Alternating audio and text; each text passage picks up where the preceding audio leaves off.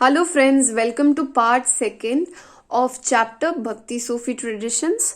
आगे बढ़ने से पहले आपको 3 क्वेश्चंस पूछे गए हैं जिनके आंसर्स जो हैं आपको कमेंट सेक्शन में लिखने हैं। उससे आपको ये अश्योरेंस मिल जाएगी कि जो हमने फर्स्ट पार्ट में मिल गया है वो आपको समझ आ गया है। ठीक है, तो ये 3 क्वेश्चंस हैं, 1-1 मार्क्स के हैं। आप थर्ड क्वेश्चन को देखिए।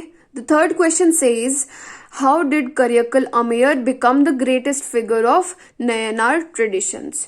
ये 2016 के अंदर पूछा गया क्वेश्चन है। अब आप ऐसे ना सोचिए कि हमने क्या पढ़ा था कि ग्रेटेस्ट कौन सी चीज इन्हें ग्रेटेस्ट बनाती है। जो आपको पता है ना करियकल अमेयर के बारे में वो आपको इसमें लिख देना है। तो क्वेश्चन से घबराना कभी नहीं है। किसी भी तरीके से आए क्वेश्चन आपको लिखना वही है जो मैंने पढ़ा दी है। ठीक है, मैंने सारी एनसीईआरटी आपको बहुत अच्छी तरीके से कराई है, कुछ भी मिस नहीं हुआ है सिवाय सोर्सेज के। सोर्सेज बहुत आसान है, आपको बस एक बार ही पढ़ लेने हैं, अपने आप से आपको सब कुछ क्लियर हो जाएगा। सोर्सेज मतलब वो जो ब्लू बॉक्स होते हैं ना वो। ठीक है, तो आपको बता देना करियकल अमेयर के बारे में, आपको मार्क्स मिल जाएंगे। अब हम अगला टॉपिक शुरू करने वाले हैं जिसका नाम है रिलेशंस विद स्टेट। अब तक हमने पढ़ा अबाउट अलवार्स एंड नयनार्स, वो क्या सोचते हैं अबाउट कास्ट। उसके बाद हमने पढ़ा अलवार और नयनार की वुमेन डिवोटीज के बारे में। अब हम पढ़ेंगे कि इनका एक पॉलिटिकल ऑर्गेनाइजेशन मतलब कि स्टेट के साथ क्या रिलेशन है। स्टेट का मतलब होता है किसी भी रीजन की पॉलिटिकल ऑर्गेनाइजेशन। तो उस टाइम पर कौन होते थे पॉलिटिकल ऑर्गेनाइजेशन? किंग्स होते थे, चीफ्स होते थे। तो मतलब किंग और हमारे डिवोटीज के बीच में क्या रिलेशन है हम वो पढ़ने जा रहे हैं। अब जो फर्स्ट मिलेनियम सीई का टाइम पीरियड था, इसमें पल्लवाज और पांड्याज नाम की चीफडम्स जो हैं साउदर्न इंडिया के अंदर जो है इमर्ज कर चुकी थी। पल्लवाज और पांड्याज जो है बुद्धिज्म और जैनिज्म को सपोर्ट करते थे। ठीक है, अब सपोर्ट करना, जब भी कोई चीफ जो है किसी भी रिलीजन को सपोर्ट करेगा थ्रू फंड, ठीक है, उनके मंदिर बनवाएगा या फिर मोनास्ट्रीज बनवाएगा, स्तूपास बनवाएगा, उसे बोलते हैं रॉयल पैट्रोनेज प्रोवाइड करना। ठीक है, शाही पैट्रोनेज प्रोवाइड करना। जो बुद्धिज्म और जैनिज्म है उन्हें मेनली 2 टाइप के लोग जो हैं वो फॉलो कर रहे थे। फर्स्ट है मर्चेंट्स मतलब व्यापारी, सेकंड है आर्टिजन्स। ठीक है, अब जो हमारे किंग हैं उन्हें क्या जरूरत है किसी भी रिलीजियस ऑर्गेनाइजेशन को सपोर्ट करने की? इसके बहुत से रीजन हैं। देखिए, जब भी प्रजा खुश रहेगी तो राजा भी खुश रहेंगे। ठीक है, तो प्रजा को खुश करना राजा का काम है। उसकी वजह से राजा को पावर, स्टेटस और सपोर्ट मिलता है लोगों का। ठीक है, अब जो हमारे लोग हैं इस रॉयल पैट्रोनेज के लिए ना लोगों के अंदर कंपटीशन था कि राजा किस ग्रुप को ज्यादा सपोर्ट कर रहे हैं। अब हमने पढ़ा था अलवार्स और नयनार्स भी जो हैं वो उभर कर आ रहे हैं। इसकी वजह से जो तमिल भक्ति हाइम्स हैं मतलब जो नयनार्स शिव के डिवोटीज ने जितने भी टेक्स्ट लिखे हैं उसके अंदर बुद्धिज्म और जैनिज्म के खिलाफ बातें लिखी गई हैं। प्रश्न उठता है क्यों लिखी हैं? Because there is a competition for the royal patronage. ठीक है, अब हमने मेनली जो है ये जानना है कि जो चोलाज हैं वो ब्राह्मणिकल भक्ति ट्रेडिशंस को सपोर्ट करते थे। ब्राह्मणिकल भक्ति ट्रेडिशंस देखो पुरानाज में से निकल कर आए हैं, शिव एंड विष्णु। तो पुरानाज किसने लिखे हैं? ब्राह्मण्स ने। तो मतलब कि ये अलवार्स और नयनार्स को सपोर्ट करते थे, चोला किंग्स। ठीक है, अब एग्जाम्पल से समझते हैं कैसे कैसे सपोर्ट करते थे। सबसे पहली बात है कि ये लैंड ग्रांट्स करते थे, मतलब कि जो लैंड है उसे तोहफे की तरह देते थे अलवार्स को और नयनार्स को। ठीक है, टेम्पल्स बनवाते थे शिव के भी और विष्णु के भी। शिव के जितने भी टेम्पल हैं उनके एग्जाम्पल हैं गंगाई कोंडा चोलापुरम, थंजावुर एंड चिदम्बरम। आप इसे लर्न कैसे करोगे? देखो फर्स्ट वर्ड देख लो, अल्फाबेट देख लो, GTC। ठीक है, ग्रेट टेम्पल्स बाय चोलाज, ऐसे लर्न कर लोगे तो great means G for Gangaikonda Cholapuram, T means temples, temples means Thanjavur और C मतलब जो चोलाज हैं उससे आप चिदम्बरम लर्न कर सकते हैं। So this is only a way. अगर आपको ऐसे ही लर्न हो गया दैट्स वेरी ग्रेट। ठीक है। उसके बाद ये स्टोन और मेटल के स्कल्पचर्स बनाया करते थे, मूर्तियां बनवाया करते थे। हमें इस टाइम पीरियड के बहुत से ब्रॉन्ज के बने हुए शिव के स्कल्पचर्स जो हैं वो मिले हैं।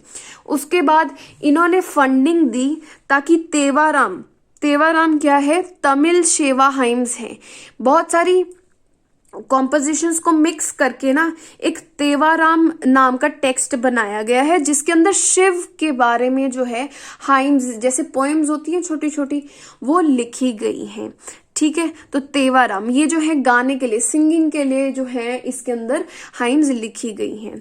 उसके बाद अगला एग्जाम्पल है 945 के अंदर परांतक फर्स्ट नाम के एक चीफ थे, जिन्होंने एक शिव के टेम्पल में जो है अपार, संबंदर और सुंदरार, ठीक है, ये जो डी है उसके बाद ए भी आएगा, सुंदरार, ये तीनों जो है पोएट सेंट्स हैं। ठीक है, इन पोएट सेंट्स की जो है इमेजेस जो है एक मंदिर के अंदर कॉन्सिक्रेट कराई गई है, मतलब कि स्थापित कराई गई है बाय परांतक फर्स्ट। ये जो तेवाराम है ना, इसके अंदर भी ज्यादातर जो कॉम्पोजिशंस है वो इन तीनों पोएट सेंट्स की ही है, अपार, संबंदर एंड सुंदरार। अब हमने तमिलनाडु के बारे में पढ़ लिया, अब हम पढ़ेंगे कर्नाटका के अंदर कैसी भक्ति होती थी। ठीक है, so the topics name is the Veerashaiva traditions in Karnataka. देखो शेवा जो वर्ड है इसमें से ए हटा दोगे तो शिव बन जाएगा, तो मतलब कि कर्नाटका के अंदर ज्यादातर जो शिव हैं उनकी पूजा की जाती थी। ओके, अब कर्नाटका के अंदर 12th सेंचुरी, देखो 12th सेंचुरी को कैसे लिखेंगे, 12 है ना तो 1200, उसके बाद 12 से पहले क्या आता है 11 और 01, ये जो ईयर्स हैं इनके बीच का जो टाइम पीरियड है इसे हम बोलेंगे 12th सेंचुरी। ठीक है, 12th सेंचुरी के अंदर एक मूवमेंट शुरू हुई, मतलब एक अलग सी ही विचारधारा वाले लोग जो हैं वो आने लगे। इन लोगों के लीडर कौन थे, उनका नाम था बसावना, जो कि एक ब्राह्मण थे। ठीक है, पहले ये एक जैना हुआ करते थे, मतलब ये जैनिज्म को फॉलो करते थे। ठीक है, और ये एक मिनिस्टर थे, मंत्री थे चालुक्य किंग की कोर्ट के अंदर, मतलब चालुक्य जो राजा हैं उनके दरबार के ये एक मंत्री थे। इनका नाम क्या है, बसावना। वेरी इंपॉर्टेंट कि who is the leader of Veerashaiva movement, तो बसावना। अब इनके जो फॉलोअर्स हैं ना उनके लिए दो नाम दिए जाते हैं। पहले है वीरशैवा। वीर का मतलब कौन होता है, जो ब्रेव होते हैं, तो ब्रेव कौन होते हैं, हीरोज, तो हीरोज ऑफ शिवा। वीरशैवा का क्या मतलब है, हीरोज ऑफ शिवा।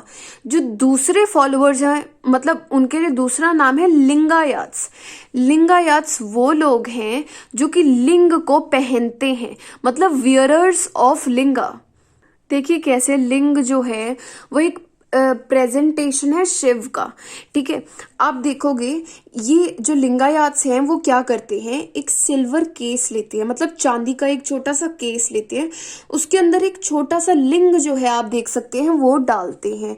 ठीक है, और वो अपने लेफ्ट शोल्डर के ऊपर एक धागा, मतलब कि लूप को डाल लेते हैं, और ये जो केस है वो ऐसे लटक जाता है। ठीक है, इसे बंद करके जो है लिंग जो है उसके अंदर डला हुआ होता है। So that's why they are known as Lingayat. जो हमारा कर्नाटका है उसके अंदर एक और ग्रुप था जिसकी बहुत रिस्पेक्ट की जाती थी, उन्हें बोलते थे जनगम। ठीक है, जनगम जो है वो लोग हैं जो कि वो मंक्स हैं जो कि एक जगह से दूसरी जगह जो है घूमते रहते हैं।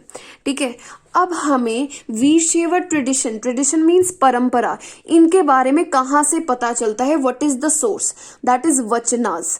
वचन का मतलब आपको पता है ना, कुछ बोलना, तो सेइंग्स इसका लिटरल मीनिंग है, और ये जो वचनास हैं ये कन्नड़ा लैंग्वेज के अंदर लिखे गए हैं। अब ये जो वचनास हैं वो बहुत सब कुछ बताते हैं वीरशैवास के बारे में। ठीक है, क्या बताते हैं, ये मानते हैं कि किसी भी पर्सन का दोबारा से जन्म नहीं होता, देयर इज नो रीबर्थ। एक किसी इंसान का अगर डेथ हो जाती है तो वो जो है शिव के साथ जो है यूनाइट हो जाते हैं, उनके अंदर लीन हो जाते हैं, और वो दोबारा अर्थ के ऊपर जो मरा हुआ इंसान है उसकी सोल दोबारा अर्थ पर नहीं आती। ठीक है, तो they don't believe in rebirth.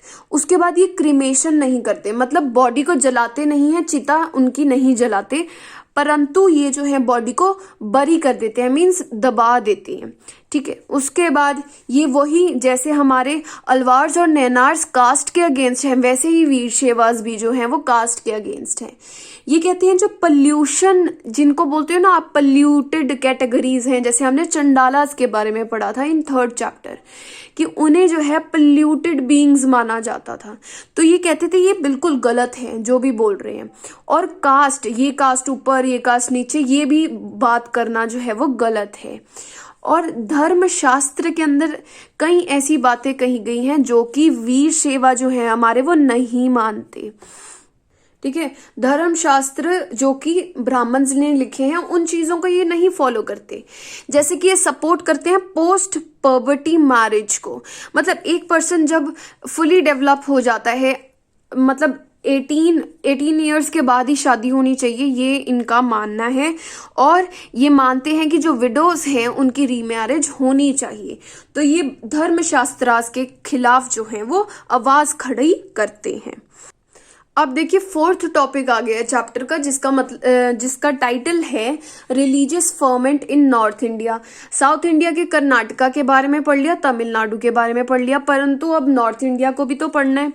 अब उसके अंदर बताया गया है, फर्मेंट का मतलब होता है एक एक्साइटमेंट, कि रिलीजन को लेकर लोगों के मन में क्या एक्साइटमेंट थी।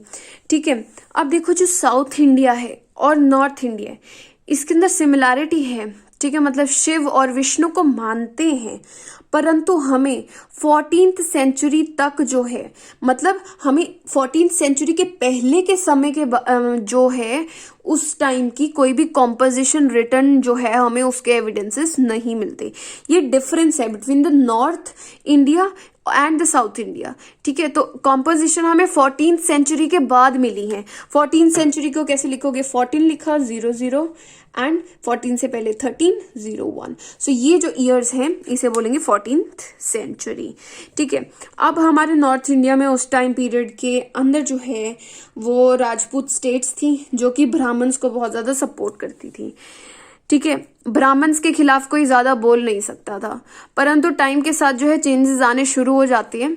तो हमारे पास 3 ऐसे लीडर्स आए जिनका नाम था नाथ्स, जोगीज एंड सिद्धास। ठीक है, ये 3 ऐसे लीडर्स थे जो कि लोगों को ये बात जो है अवगत करा रहे थे कि we should not function under the brahmanical framework, जो कि बहुत ज्यादा ऑर्थोडॉक्स है। मतलब ब्राह्मण्स ने ऐसे फिक्स्ड रूल्स बना दिए हैं जिनके खिलाफ हम कुछ कर ही नहीं सकते, और वो इतने अनजस्ट रूल्स हैं। ठीक है, तो इन्होंने कहा कि ऐसा ठीक नहीं है। तो जो नाथ, जोगीज एंड सिद्धास हैं वो एक्चुअल में आर्टिजन्स थे, मतलब कि वीवर्स थे। ये जो है कपड़ा बुनने वाले लोग थे। ठीक है, इनकी वजह से जो है क्राफ्ट प्रोडक्शन, देखो जो आर्टिजन्स होते हैं वो होते हैं क्राफ्ट करने वाले लोग, पोट्री हो गया, वीविंग हो गया, ऐसे सारे काम। तो इन्होंने जो है क्राफ्ट प्रोडक्शन बहुत ही ऑर्गेनाइज्ड तरीके में करना शुरू कर दिया, इनके फॉलोअर्स ने भी और इन्होंने भी, नाथ्स, जोगीज एंड सिद्धास ने। इसकी वजह से जब क्राफ्ट इंक्रीज हो गया तो नए नए जो है सिटीज बननी शुरू हो गई, ट्रेड होना शुरू हो गया। ठीक है, सेंट्रल एशिया मतलब इंडिया के जो नॉर्थ में जो कंट्रीज हैं और वेस्ट एशिया जो इंडिया के वेस्ट में कंट्रीज हैं, इनके साथ जो है ट्रेड होना शुरू हो गया। ठीक है, जो नाथ्स, जोगीज एंड सिद्धास हैं वो अपने आप को एक्सप्रेस करते थे इन रीजनल लैंग्वेजेस। ठीक है, जो लोगों को लोकली समझ आ रही है, और ये क्वेश्चन उठाते थे ऑन वेदास कि कैसे ये रूल्स हैं। ठीक है, अब आप देखोगे नॉर्थ इंडिया की कहानी यहीं खत्म नहीं होती, परंतु नॉर्थ इंडिया के अंदर 13th सेंचुरी के अंदर टर्क्स आ जाते हैं जो कि दिल्ली सल्तनत बना लेते हैं। उसके बाद जो है सूफीज भी आ जाते हैं नॉर्थ इंडिया के अंदर, जिसकी वजह से जो है नॉर्थ इंडिया की जो रिलीजियस हिस्ट्री है वो बहुत ज्यादा चेंज होनी शुरू हो जाती है। अब इन दोनों एस्पेक्ट्स के बारे में हम आगे के चैप्टर में पढ़ने वाले हैं। तो चलिए शुरू करते हैं हम अब टर्क्स और सूफीज के बारे में, है ना, नॉर्थ इंडिया की बात करेंगे। टॉपिक है new strands in the fabric, मतलब कि हमारा ये जो शिव और विष्णु की पूजा है हर एक जगह हो रही थी, परंतु एकदम से नया चेंज क्या आया। इस्लामिक जो ट्रेडिशंस हैं वो इंडिया के अंदर एंटर करते हैं। मतलब जो इस्लाम है, जो मुस्लिम्स हैं, उनकी आइडियोलॉजी इंडिया के अंदर कैसे आती है, हम वो पढ़ने वाले हैं।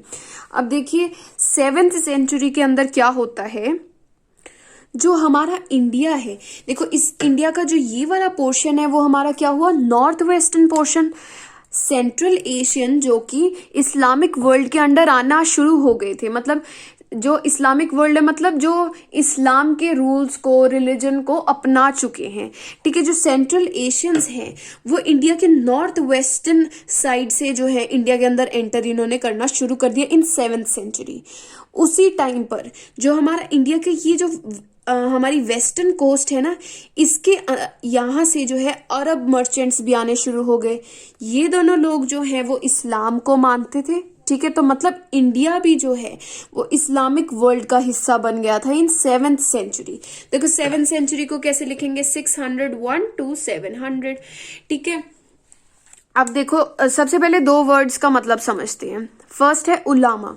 उलामा का मतलब है वो स्कॉलर्स, ठीक है, जो कि इस्लाम को के बारे में जो है वो पढ़ते हैं, ठीक है, जिनको बहुत ज़्यादा नॉलेज है इस्लाम के बारे में, ठीक है। And they are the preservers of Islam, ठीक है, वो टीचर्स हैं आप कह सकते हो, ठीक है। और ये उलामा जो है ये वो कम्युनिटी है जिसके अंदर ये सारे स्कॉलर्स आते हैं, और ये रिलीजियस, जुरिडिकल का मतलब है एडमिनिस्ट्रेशन से रिलेटेड फंक्शन करते हैं, और टीचिंग का भी, दूसरों को बताने का कि इस्लाम किस बारे में है, वो भी काम करते हैं, ठीक है। अब उलामा तो हो गए बहुत सारे स्कॉलर्स, अगर एक स्कॉलर को बोलोगे तो वो होगा आलिम, ठीक है, आलिम। अब शरिया जो है एक मुस्लिम लॉ है जो कि बेस्ड है 4 चीजों के ऊपर, ठीक है। फर्स्ट जो है वो है कुरान, मतलब जो मुस्लिम्स की होली बुक है उसे कुरान बोला जाता है, आपको पता है। उसके बाद ये बेस्ड है हादिस के ऊपर। हादिस का मतलब है जो प्रॉफिट मोहम्मद थे ना, मतलब जो गॉड ने मैसेंजर भेजे थे धरती पर इस्लाम के बारे में लोगों को बताने के लिए, उन्हें बोलते हैं प्रॉफिट मोहम्मद। इनके बारे में आगे भी पढ़ेंगे। इनके जितने भी काम थे, मतलब डीड्स थे, और इन्होंने जो जो बोला था वो हादिस के अंडर लिखा गया है, ठीक है। अब अरेबिया से बाहर जो कंट्रीज हैं वो 2 और चीज़ों को बहुत ज़्यादा इम्पोर्टेंट मानती हैं, ठीक है। शरिया जो है लॉ को बनाने के लिए 2 और इम्पोर्टेंट चीज़ें हैं। फर्स्ट है कियास है रीजनिंग बाय एनालॉजी। एनालॉजी का मतलब है हम कंपेयर करें 2 चीज़ों को और सही चीज़ को फिर डिसाइड कर लें, ठीक है। इज्मा का मतलब है कंसेंसस ऑफ कम्युनिटी, मतलब ज्यादातर लोग जिस चीज को सही कहेंगे वो ही चीज को फॉलो किया जाएगा।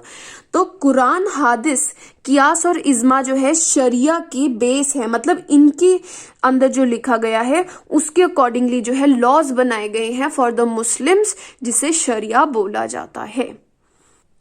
अब सबसे फर्स्ट टॉपिक है हमारा, इस्लाम जब इंडिया में एंटर कर रहा है उसका है faiths of ruler and subjects. अब देखो मतलब रूलर्स का इस्लाम धर्म था, इसकी वजह से इंडिया के अंदर जो है इस्लाम जो है वो फैलना शुरू हो गया। और सब्जेक्ट्स मतलब प्रजा के साथ उनका क्या रिलेशन रहा वो भी बहुत ज्यादा मैटर करता है। जो रूलिंग एलीट है, मतलब कि जो रिच लोग हैं, हमारे हाई स्टेटस वाले लोग हैं, उनका प्रभाव जो है प्रजा के ऊपर हमेशा पड़ता आया है। इनमें बताया गया है 711 के अंदर मोहम्मद कासिम जो हैं उन्होंने सिंध को जो है जीत लिया, कॉन्कर कर लिया। मोहम्मद कासिम ने 711 के अंदर, याद करना है, ठीक है। इन्होंने जो सिंध, जो कि इंडियन सब कॉन्टिनेंट का जो है पार्ट था, तब तो इंडिया डिवाइडेड नहीं था ना, तो इन्होंने सिंध को कॉन्कर कर लिया। इसकी वजह से क्या हुआ, जो सिंध है वो भी कैलिफ मतलब जो रिलीजियस लीडर होते हैं इस्लाम धर्म के, उन्हें कैलिफ बोला जाता है। तो कैलिफ के अंडर जो है सिंध आ गया, ठीक है। ये फर्स्ट स्टेप था जिसकी वजह से हमारा इंडिया जो है उसमें इस्लाम आना शुरू हो गया। उसके बाद 13th सेंचुरी के अंदर टर्क्स और अफगान्स, देखो टर्क्स मतलब टर्की से लोग गए, अफगान्स मतलब अफगानिस्तान से लोग गए। उन्होंने जो है 13th सेंचुरी को कैसे लिखोगे, बहुत इजी है, ठीक है।